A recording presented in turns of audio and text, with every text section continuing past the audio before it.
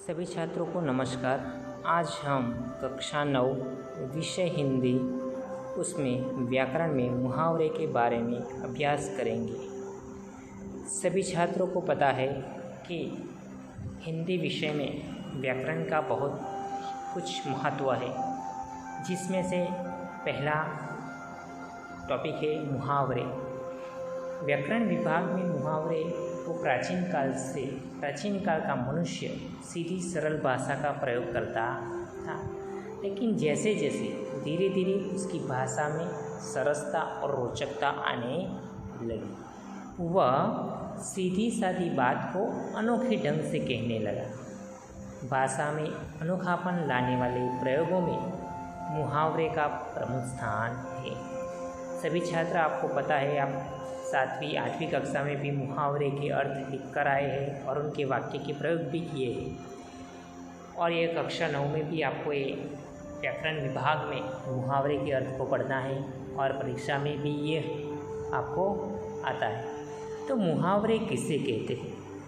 तो जब कोई वाक्यांश अपने साधारण यानी कि शाब्दिक अर्थ को छोड़कर विशेष अर्थ को व्यक्त करे तो उसे मुहावरा कहते हैं। यानी कि जो भी वाक्य है वो वाक्य अपने साधारण यानी कि शाब्दिक अर्थ जो है उनको छोड़कर कोई विशेषता बताता हो तो हम उसे मुहावरा कहते हैं। एग्जाम नीचे दिया गया है, मुहावरा दिया गया है, उनका शाब्दिक अर्थ दिया गया है और उनका विशेष अर्थ क्या होता है वो भी दिया गया। तो सबसे पहले है चिकना घड़ा, यानी कि आपने मिट्टी का घड़ा देखा ही है, तो वो कैसा है, यह चिकना बताए, ये मुहावरा है, चिकना घड़ा। उनका शाब्दिक अर्थ क्या होता है?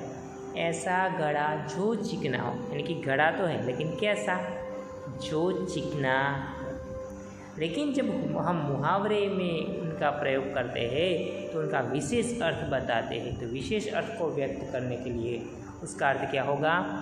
जिस पर किसी बात का असर न हो, यानी कि मुहावरा है चिकना घड़ा, उनका विशेष अर्थ क्या होता है? चिकना घड़ा का अर्थ होता है जिस पर किसी बात का असर न हो। शाब्दिक अर्थ कैसा है? ऐसा घड़ा जो चिकना। लेकिन हमें यह ध्यान में रखना नहीं, हमें क्या करना है, वाक्यांश को क्या करना है, साधारण अर्थ को छोड़कर उसको विशेष अर्थ को व्यक्त करते हुए बताना है। दूसरा है होठ काटना। यहाँ शाब्दिक अर्थ दिया गया है, होठ को काटना।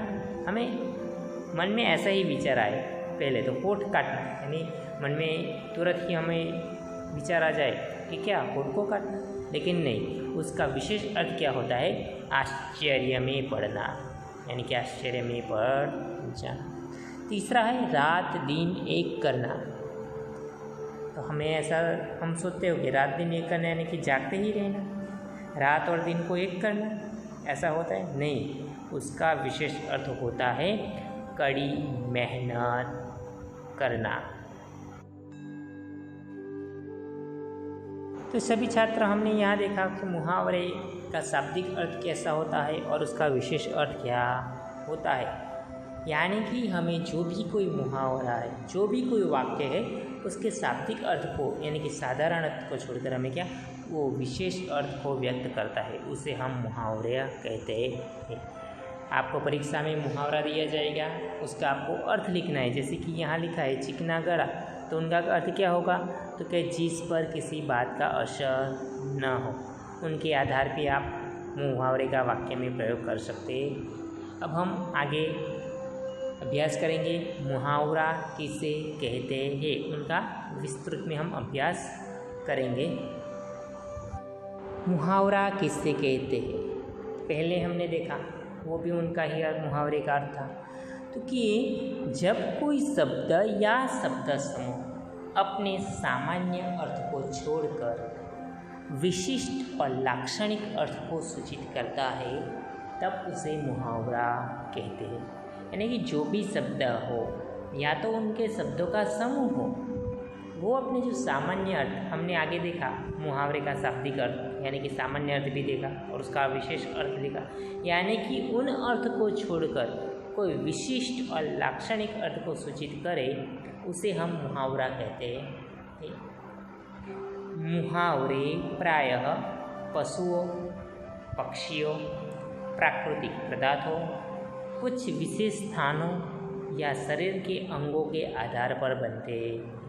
यानी कि जो मुहावरे हैं वो इन वस्तुओं पर, इन पर आधार रखते हैं। तो पशु, पक्षी, प्राकृतिक पदार्थ है जो कुदरती निर्मित है, और कुछ विशेष स्थान या शरीर के अंगों के आधार पर बनते हैं। इनका सांकेतिक अर्थ बड़ा गहरा होता है, यानी कि जो उनका अर्थ है उनमें जो हमें समझना है, उनका जो अर्थ बहुत ही गहरा होता है, वह कुछ थोड़े शब्दों में बहुत कुछ हमें सिखा देते हैं। जैसे जबान का धनी होना, धनी यानी कि धनी का हम शाब्दिक अर्थ क्या करेंगे, अमीर, ऐसा भी होता है। धनी का मतलब अमीर, जबान यानी कि हमारी जबान की बात की गई है। तो जबान का धनी होना एक मुहावरा है। यहाँ यह मुहावरा दिया गया है कि जबान का धनी होना। तो ऊपरी तौर पर इसका अर्थ क्या होगा, यानी कि जबान रूपी धन वाला, ये उनका सामान्य अर्थ हुआ।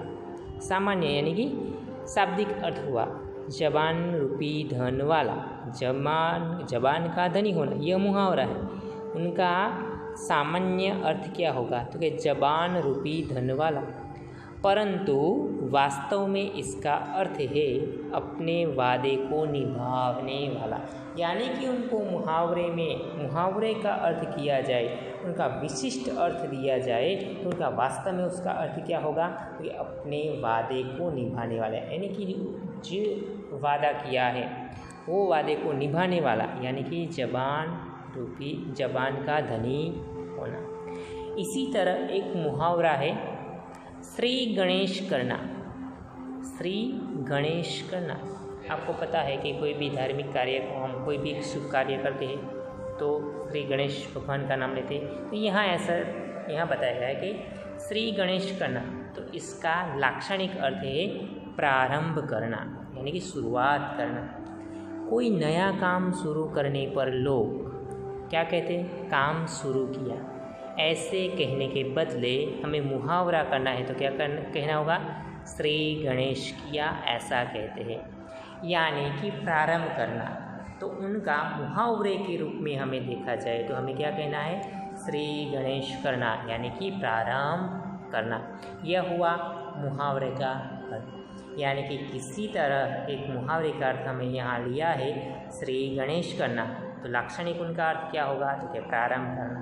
यानी कि कोई भी कोई क्या काम शुरू करने पर लोग काम शुरू किया, ऐसा कहने के बदले हमें क्या करते हैं कि श्री गणेश किया, ऐसा कहते हैं। तो सभी छात्रों, आपको मुहावरा किससे कहते हैं और उनका शाब्दिक अर्थ और उनका विशेष अर्थ यह आपको समझ में आया होगा। अब हम आगे ऐसे एक उदाहरण लेंगे सरल अर्थ वाला। सरल अर्थ वाले वाक्य है कि मित्र को देखकर मैं बहुत प्रसन्न हुआ। एग्जाम्पल, मित्र को देखकर मैं बहुत प्रसन्न हुआ। देखो सभी छात्र, यह सरल अर्थ वाले वाक्य है। मित्र को देखकर मैं बहुत प्रसन्न हुआ, यह सरल अर्थ है। लेकिन उनकी मुहावरे के वाक्य में हमें प्रयोग करना है तो क्या बहुत प्रसन्न होना, तो उनका जो मुहावरा क्या होगा कि हृदय खिल उठा। तो इस वाक्य को हम मुहावरेदार वाक्य में प्रयोग करेंगे। तो कैसा होगा ये वाक्य, तो मित्र को देखकर मेरा हृदय खिल उठा। यानी कि मुहावरा यहाँ तैयार होगा कि हृदय खिल उठना। तो अब सभी छात्र, हम अब मुहावरे के बारे में यहाँ अर्थ, उसके अर्थ के बारे में हम पढ़े। अब हम आगे मुहावरे को वाक्य में प्रयोग करेंगे। मुहावरे कैसे बनते हैं वो हम देखें। लेकिन मुहावरे के प्रयोग में हमें क्या सावधानी रखनी चाहिए, तो उनके बारे में हमें अभ्यास करना है। तो मुहावरे के प्रयोग में निम्नलिखित यानी कि कौन कौन सी सावधानियां हमें बरतनी चाहिए, उनके बारे में अब हम अभ्यास करेंगे। तो मुहावरे के प्रयोग में निम्नलिखित सावधानियां बरतनी चाहिए। जैसे कि मुहावरों का प्रयोग उनके असली रूपों में ही करना चाहिए। यानी कि जब हम मुहावरे के वाक्य में प्रयोग करते हैं तो उनका जो प्रयोग है, उनका जो असली रूप है, उसमें ही हमें करना है। उनके शब्द बदले नहीं जाते हैं। यानी कि मुहावरे का जो भी शब्द है वो शब्द को बदलना नहीं है हमें। जैसे उदाहरण के तौर पर यहाँ दिया गया है कि अक्ल का दुश्मन एक मुहावरा है। यहाँ एक मुहावरा दिया गया है कि अक्ल का दुश्मन। यदि इसके स्थान पर अक्ल का शत्रु प्रयोग किया जाए या 9 2 11 होना की जगह 8 3 11 होना किया जाए तो सर्वथा अनुचित है। यानी यहाँ मुहावरे का जो मुहावरा है, कौन सा मुहावरा, तो कि अक्ल का दुश्मन, उसकी जगह हम दुश्मन की जगह शत्रु, यानी कि अक्ल का शत्रु जो प्रयोग किया जाएगा तो वह सर्वथा अनुचित है। यह अनुचित नहीं है।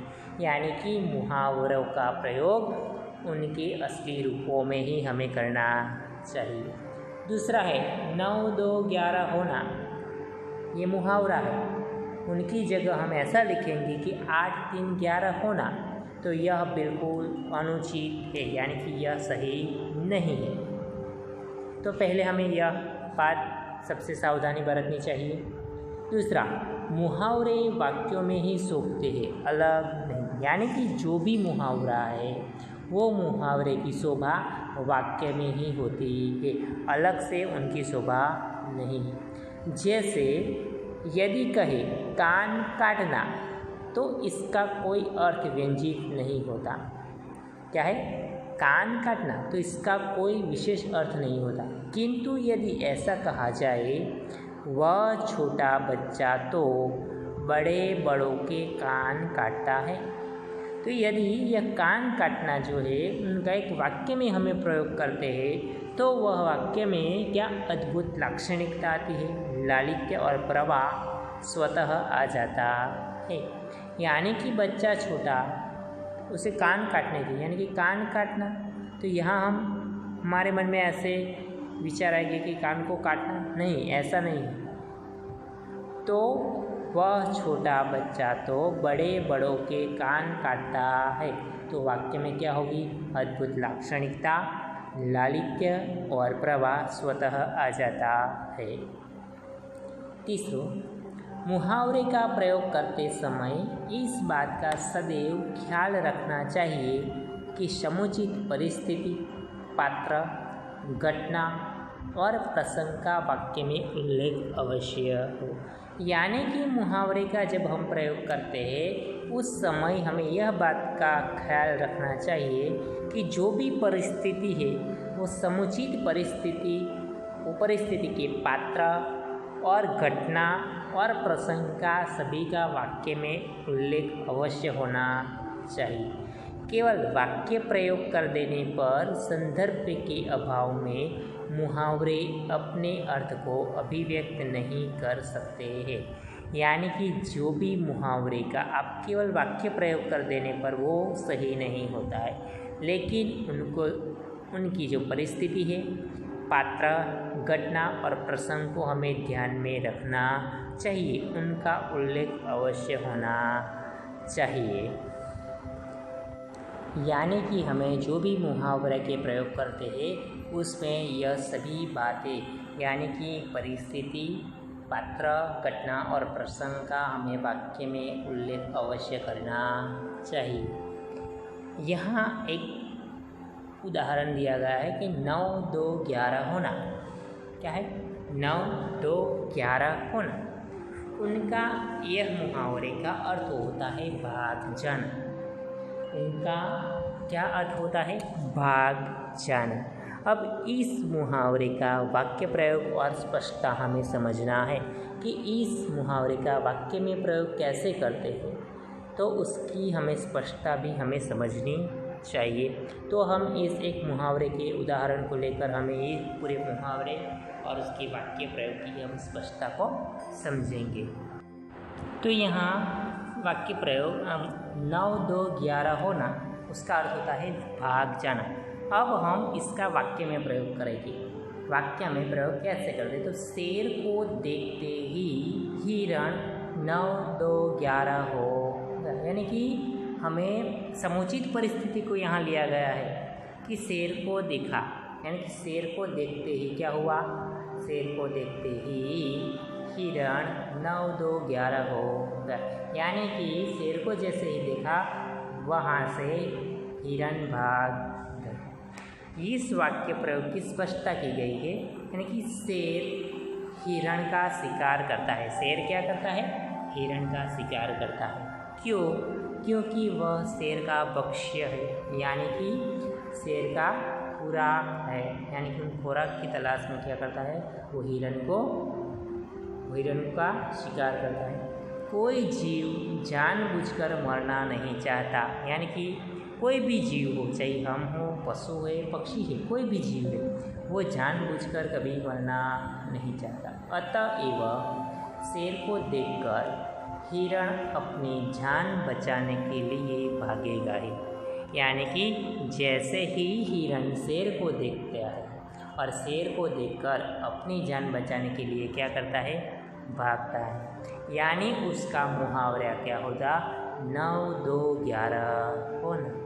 उनका व्यंजित अर्थ हुआ भाग जाना, यानी कि यहाँ 9, 2, 11 होना इस मुहावरे का वाक्य में प्रयोग किया है और उनकी स्पष्टता भी बताई गई है कि उनको वाक्य में प्रयोग कैसे करते हैं और उन सभी समुचित परिस्थिति, पात्र, घटना और प्रसंग का वाक्य में उल्लेख कैसे करते हैं, यह यहाँ इस उदाहरण के माध्यम से हमें बताया गया है। यदि सीधा ऐसा वाक्य बनाया जाए, हिरण 9, 2, 11 हो गया, तो मुहावरे का अर्थ बिल्कुल स्पष्ट नहीं हो पाएगा।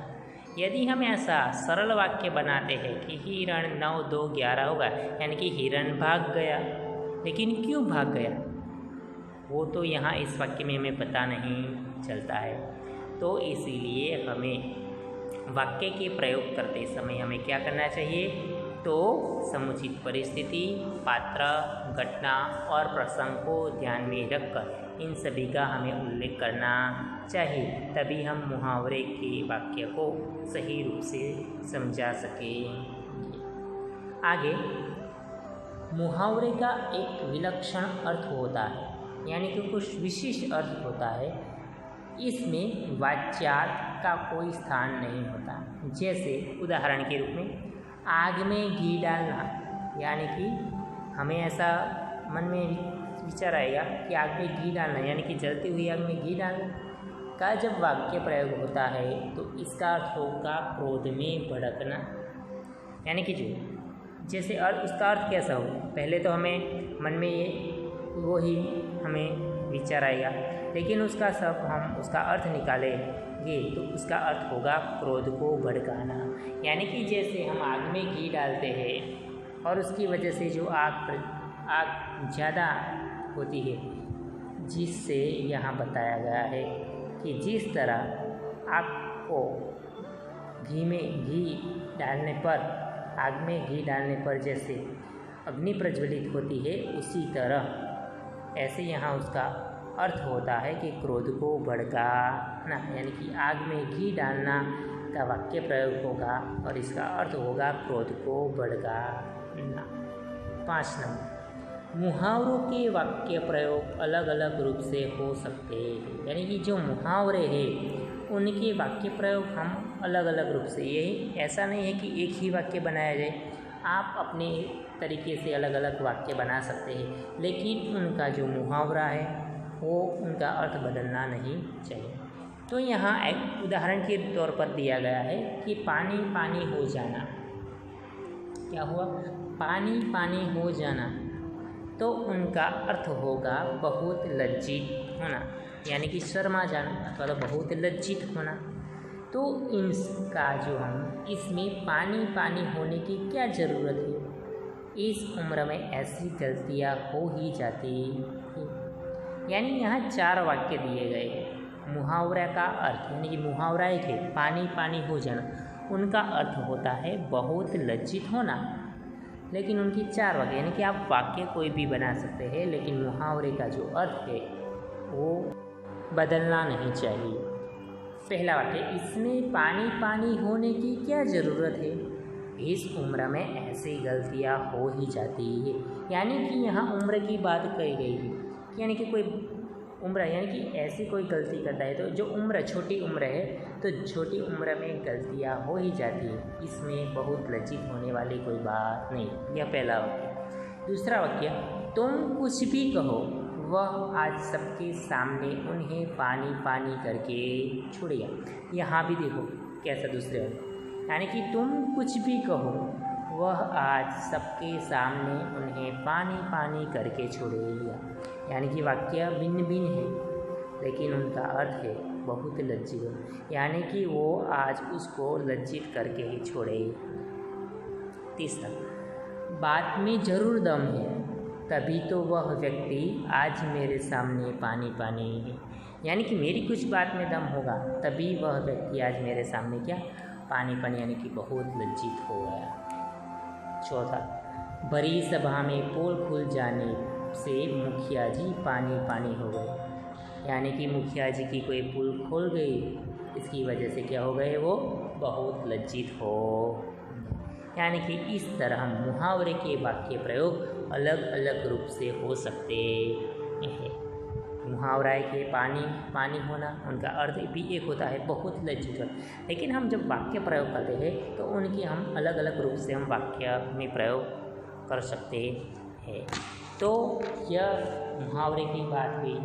तो इस प्रकार मुहावरे के सार्थक प्रयोग के लिए उनके सांकेतिक अर्थ का सही ज्ञान होना हमें आवश्यक है। यानी कि जो ज्ञान है उनका जो हमें सावधानियां बरतनी चाहिए, यानी कि मुहावरे के अर्थ शाब्दिक अर्थ को छोड़कर हम उसका विशेष अर्थ को हमें व्यक्त करना है, तो उस साधारण या शाब्दिक अर्थ को छोड़कर हमें विशेष अर्थ को व्यक्त करना है, तभी वो मुहावरा कहलाएगा।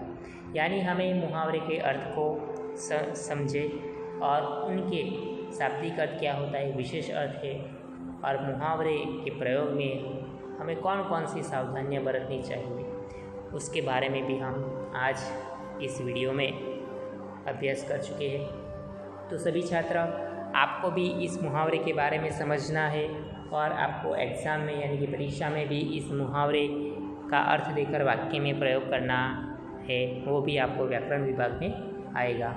तो सभी छात्र, आपको आशा है कि आपको इस मुहावरे के व्याकरण विभाग में जो मुहावरे नाम का जो हमारा इकाई है उनके बारे में आपको समझ में आया होगा। यदि आपको कुछ भी कहीं भी कोई प्रॉब्लम है, कुछ भी समझ नहीं आया है, तो आप मुझे पूछ सकते हैं, और आपको यह है जो उनकी जो PDF है मुहावरे की वो आपको भेजी जाएगी, वो आपको नोटबुक में लिखनी है, और उनके वाक्य जो है वाक्य मुहावरे के जो अर्थ है और वाक्य प्रयोग वो कई उदाहरण भी आपको PDF में मिलेंगे। तो सभी छात्र, यहाँ हमारा जो यह मुहावरे का जो टॉपिक है यहाँ हमारा पूर्ण होता है। जय हिंद, जय भारत।